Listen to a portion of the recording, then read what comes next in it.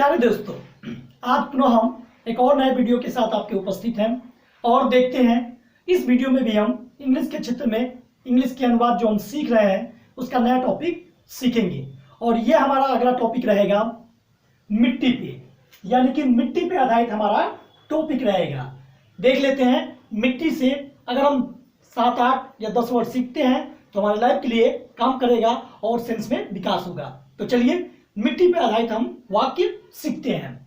तो पहला, यहाँ की मिट्टी उपजाऊ है। यहाँ की मिट्टी यानी कि जिस क्षेत्र में हम रहते हैं वहां की मिट्टी बहुत ही ज्यादा फसल पैदा करती है।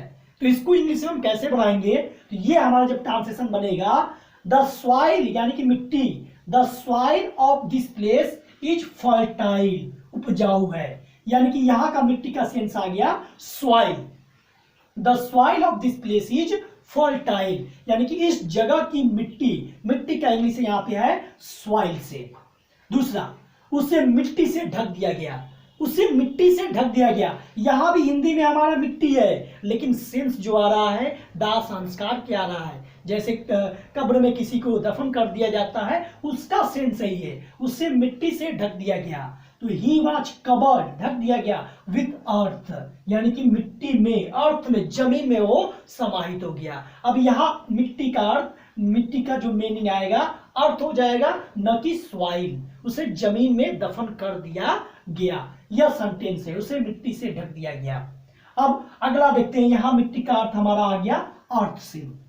नंबर 3, वह मकान मिट्टी में मिल गया, यानी कि उसको रिड्यूस कर दिया गया, जमीन पे रिड्यूस करके गिरा दिया गया, ढा दिया गया कह सकते हैं। वो मकान मिट्टी में मिल गया, उस मकान को जमीन में रिड्यूस करके गिरा दिया गया, यानी कि उसको ब्लास्ट करके, जैसे ऐसे बड़े बड़े बिल्डिंगें गिरा दी जाती हैं, ठीक उसी प्रकार यहाँ पे मिट्टी का अर्थ है।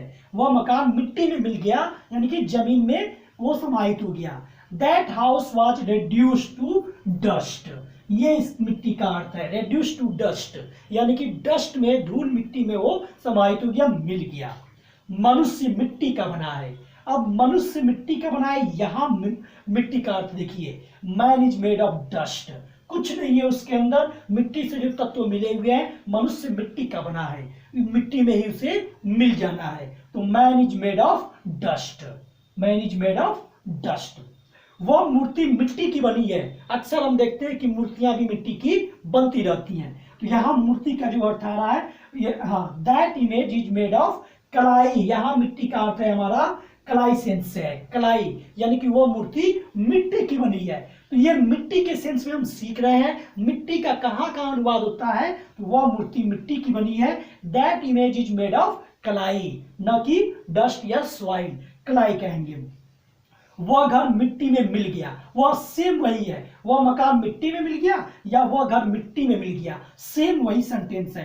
That house was reduced to dust, चाहे यहां मकान लिख दीजिए चाहे घर लिख दीजिए, that house was reduced to dust, दोनों को मिट्टी में मिला दिया गया। तो यहां भी आपका मिट्टी का अर्थ रिड्यूस्ड टू डस्ट ही है। तो इस प्रकार हमने मिट्टी के अर्थ में 6-7 वाक्य जो भी सेंटेंस सीखे, आपको भी प्रयास करते रहना है।